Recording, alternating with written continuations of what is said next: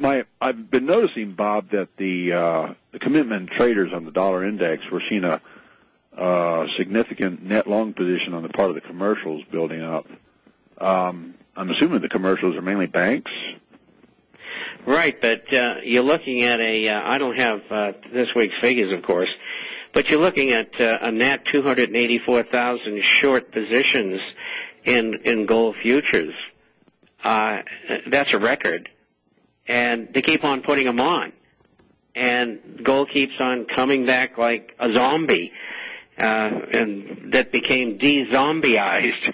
And it keeps on working back up again. They can't stop it. And not the futures contracts or the derivatives. They don't have any physical left. The U.S. government, in the last year and a half, sold off the rest of their coin melt. It's gone. And I think they used up the gold that belonged to Dubai, Hong Kong, and Germany. And who knows who else they sold. I mean, there's a lot of unhappy people out there.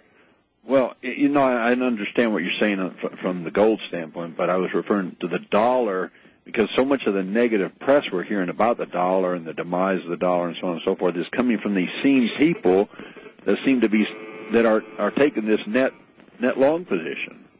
I've just been very confused by that. Well, we discussed it earlier in the program, and I'm sorry, I think the Fed is. Minutes, so. Oh, I think the Fed is propping the dollar by selling the foreign currencies, the five which they borrowed.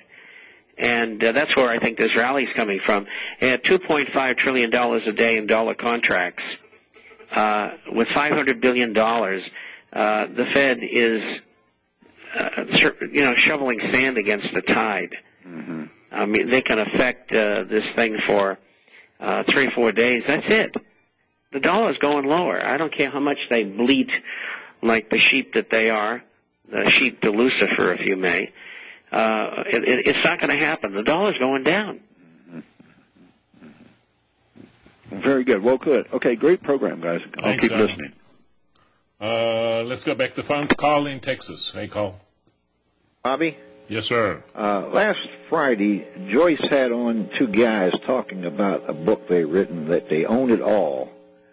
And they were making a comment there about gold coins, the bullion United States coins. Yep. And the fact that the Federal Reserve apparently has some kind of lien on that, just like they would your car and your house and everything else we own. What do you guys know about that?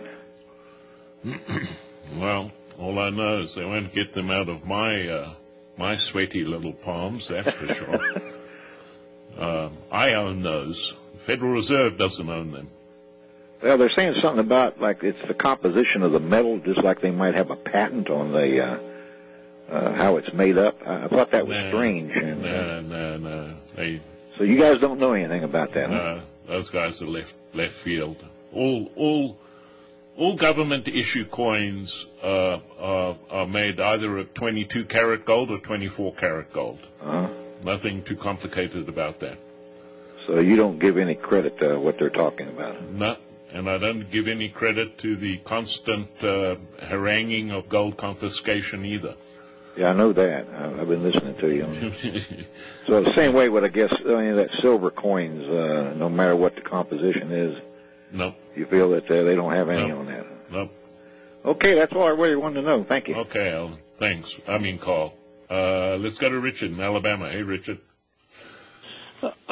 Bob, I observe that the beneficiaries of our adventure in Afghanistan and Pakistan and Iraq are mainly China and Saudi Arabia. And China and Saudi Arabia are the number 1 and number 2 creditors of United States Incorporated. In other words, we owe them more money than anybody else. And, of course, there's a lot of other creditors that, and it seems to me that the creditors of the United States are running America. And we have no government. Just foreigners are remote controlling us and sending us off to war. And in the end, I guess they will probably start a war because they really would like to get rid of America and Russia. And if they could start a war, that would be the final end game. After they've gotten everything they can out of our military, then they could nuke us because really they're not Americans and they wouldn't care. What do you think? Well, I think that you give too much credit and power to Saudi Arabia and China, or even Russia, in their influence on the United States government, or influence of the Illuminists who run most of the governments. And we don't know the involvement that the Illuminists have with China and Russia or Saudi Arabia. I would think that with Saudi Arabia, because it's a small country and their history, I would think that they take direct orders from the elitists, and they do what they're told. Well, they whether got Russia rid or of China Saddam. or that vote, I don't know. Yeah. Well, Saddam was their biggest threat, and we got rid of Saddam for them. Wasn't that a payback for, for not collecting on their debt? Could be. We don't know what they're talking about behind the scenes. Everything is secret.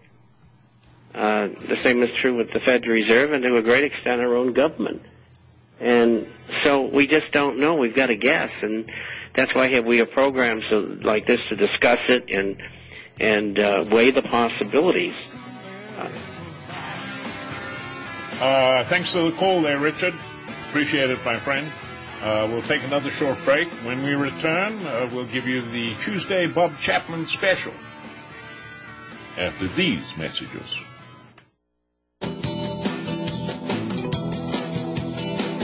Welcome back to the National Intel Report. I'll get it right one of these days. One day just call the show The Flip Side. It'd be a lot easier for me.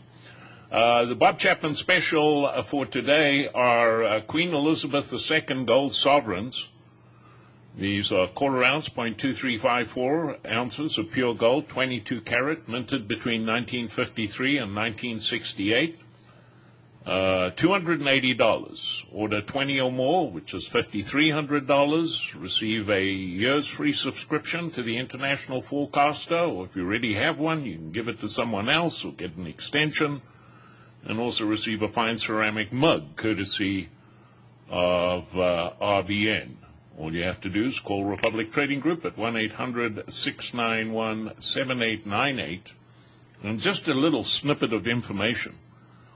The British sovereigns are very popular in jolly old England. The reason why? Because they are classified as legal tender and therefore not subject to capital gains tax. I don't know if that same rule applies here, but interesting to note. Let's go back to the phones. Charlie in Glasgow, Scotland. Hey, Charlie. Thanks for the call, brother. Hello, how are you doing? It's a question for Bob. Bob, are you there? Bob's your uncle. All right, Bob. I'm probably not your normal guest you'd have on the phone.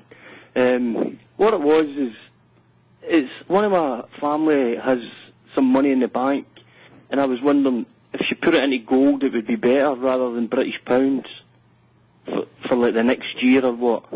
Oh, absolutely. Buy British sovereigns. I'm sure the same rules apply to you in Scotland. Because British sovereigns are legal tender, there's no capital gains tax. I mean, that's a huge windfall. Right.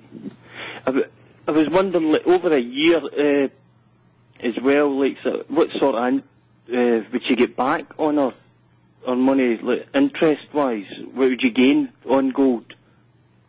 Say like £10,000, like, so what sort of interest would it come back in with gold? Well, I'm not sure what interest rates they have. What is the interest rate there in Scotland? It's only 0.5%, but the bank will probably be a couple of percent, I think it is. Well, that means all you got to do to equal that return is to see gold move $20.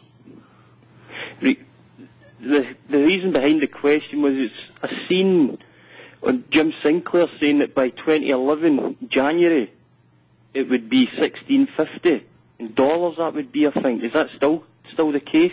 Do you know? Oh, He's too conservative. well, he's like Louis Yamada, Bob. What, for January 2011 still, Bob?